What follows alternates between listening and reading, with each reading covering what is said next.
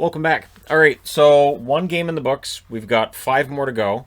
So there you be. The Arizona Coyotes, the Minnesota Wild. So this is an oddity. It is a matinee game, an early game that doesn't involve Eastern teams, and it's actually kind of nice to use logos I don't get to use very often outside of the off season. So really, this was a big game for Minnesota. Minnesota stays hot. How do they get there? Well, in the first minute, there's a press by the Wild. Kaprizov then takes a penalty. The one thing I've noticed with Kaprizov is he is prone to these penalties. He's a very high energy player, and I don't know that there's any need to control any of that. He's always going to take his share of penalties. I think that's just part and parcel of what you get with Kaprizov. Power plays killed off. Wasn't able to set up at all.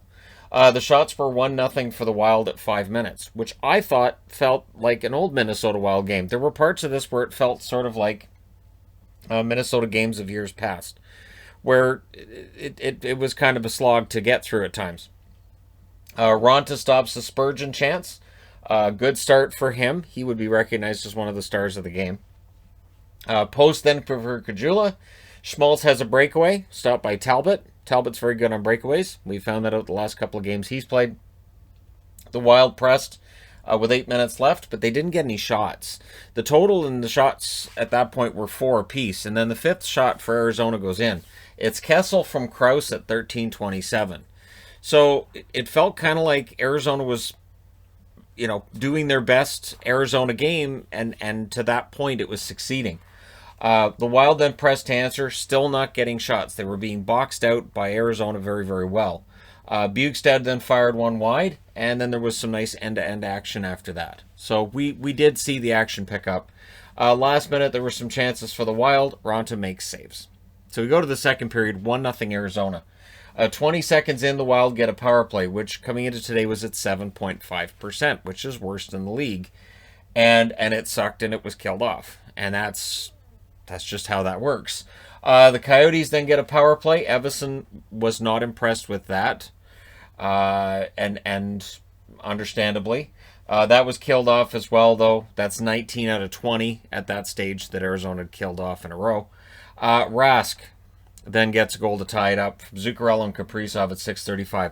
Victor Rask is playing the best hockey he's played in years, and he looks happy. I think the one thing that I notice with him right now is he just seems to have this natural chemistry with both Zuccarello and Kaprizov, and he just seems to be happy and comfortable in a way that he's never been in Minnesota, and I don't know when the last time he was in Carolina either.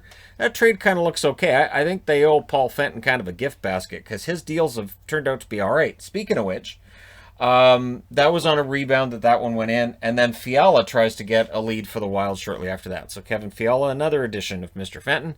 And things are looking up for Minnesota. The Wild then had some shots that were being blocked at around the halfway mark. And the DJ was on today, and I had to mark this because he was playing songs that I was singing along to a lot during the game. And then he played Hey Man, Nice Shot. And I was like, okay, so after a goalie makes a save and you play Hey Man, Nice Shot. Filter was fantastic. One of the best short-lived bands that I've seen. Absolutely fantastic. And so that made me happy. They even played the one song from Green Day I really, really like.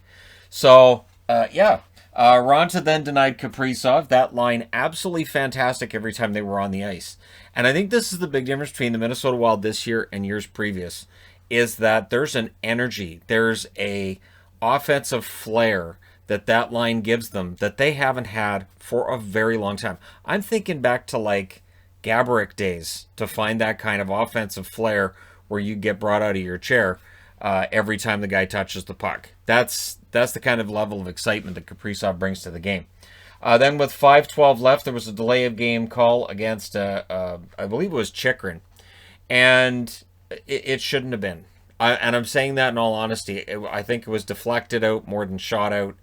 I understand there's like a little bit of semantics in that, but I think it was a deflection, and deflections aren't penalties, and shots are. I'd be fine with amending this rule, to be honest. I really would. But anyways, yeah, so there was a power play, all 7.5% of it, and they end up 0 for 2. They had a couple of opportunities in that one, but they end up 0 for 2. In the final 2 minutes, Raanta catches a chance from Parise, and then in the last minute, there was more excitement from Kaprizov, because that's what he does. Third period, so tie game, Coyotes. They need a good 20 minutes, and then they can go for the win.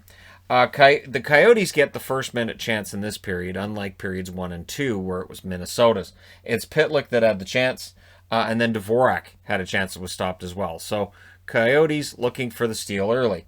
The Wild then press at 2 minutes. No shots during that pressure. The Coyotes would clear that out. And that was a storyline today, too, that Minnesota would get that pressure, but when you looked at it, it was all to the outside, all along the boards, and there weren't shots coming in on the net. Either the Coyotes were blocking it, or it was just, there was no really good opportunity, so Minnesota wasn't shooting it. So Bonino scores from Fiala and Parise at 6:03, and it was a fast break, and it's one of these rare occasions during today's game where the Coyotes' defense was caught flat-footed. And once they realized that Bonino was behind him, there wasn't a whole lot they could do. So he gets that goal and puts Minnesota up 2-1. And then Kaprizov, clearly feeling upstaged, he tried to will one in the net on the next shift. Absolutely fantastic opportunity for him. He and Zuccarello out there having some fun. So they were trying to make it 3-1 there. The energy level definitely raised throughout the game after that 2-1 goal. The Coyotes needed to settle that down. They kind of sort of did, but again, the game doesn't necessarily go in their favor either way, because Dryden Hunt goes to the box. So 7.5% gets another chance. And that's what I started calling their power play. And even though I was thinking, well, wait, wouldn't it be below 7.5% by now? I'm an optimist. I'll leave them at 7.5%. And they had 3 shots in the first 2, and then they get a goal. They get a power play marker. Fiala scores from Dumba and Brodin at 11 minutes and 10 seconds. So they got one.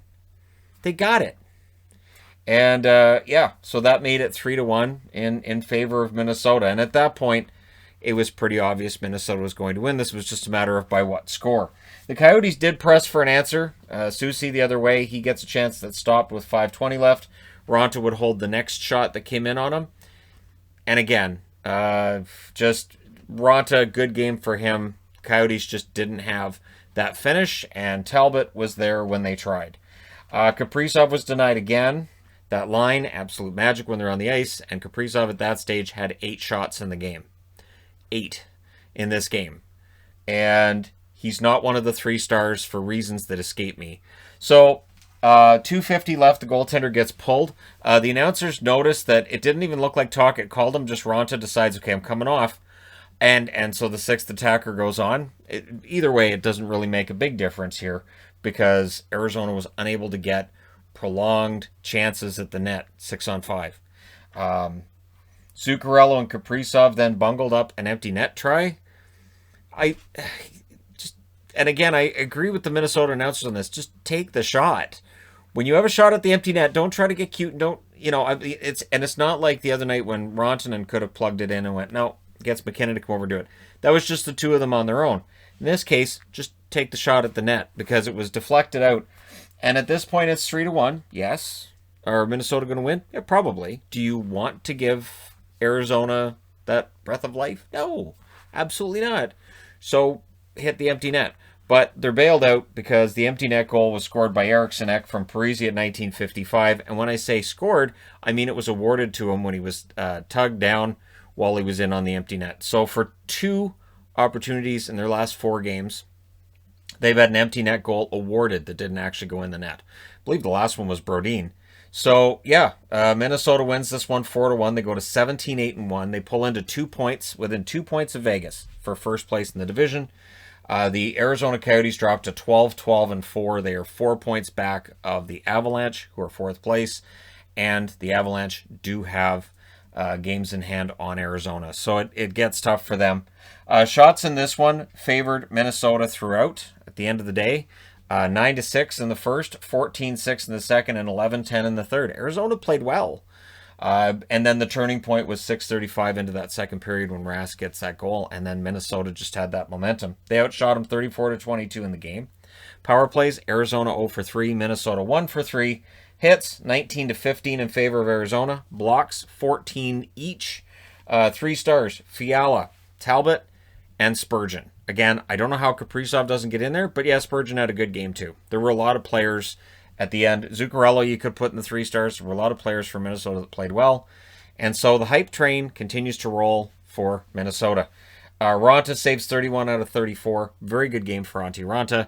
But Talbot, another solid game. Their goaltending's been spot on. Fantastic. 21 saves on 22 shots. And Mini? Yep, they're going to end up being a playoff team, and I don't know what's going to happen in the playoffs, but it's the most excitement I've seen around this team.